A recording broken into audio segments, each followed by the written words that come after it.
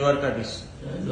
અમૃત પુષ્પ સંશોધક સ્વ દિનેશભાઈ આર વિઠલાણી, હું જુનાગઢથી સમીરભાઈ ભીમાણી, મમતાબેન ભીમાણી. આજે આપને કેન્સરની અંદર એક રિઝલ્ટ મળ્યું છે, તો એ ભાઈના મોઢેથી સાંભળીએ. શું નામ તમારું? રવિભાઈ. અને ક્યાંથી આવો છો? જુનાગઢ. અને શું તકલીફ માટે આપણે અમૃત પુષ્પ લઈ ગયા હતા? પપ્પાને કેન્સર હતું ખભાનું. બરાબર. અને એને ઓલી દવા ચાલુ કરી હતી, ગરમ બહુ પડતી, હાથ પગમાં છાલા પડી ગયા હતા. બરાબર. પછી દિવસમાં 15-16 વખત લેટ્રિન જતા.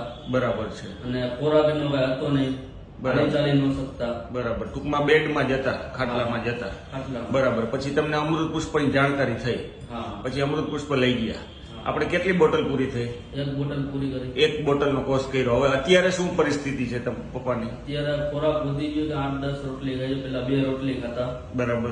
પછી લેટ્રિન નો પ્રોબ્લેમ સાવ પૂરો થઈ ગયો. બરાબર. ટૂંકમાં જે 15-16 વાર 24 કલાકમાં ટોયલેટ જવું પડતું હતું, એ બધું બંધ થઈ ગયું છે. હા, એ બધું બંધ થઈ ગયું, રેગ્યુલર થઈ ગયું છે.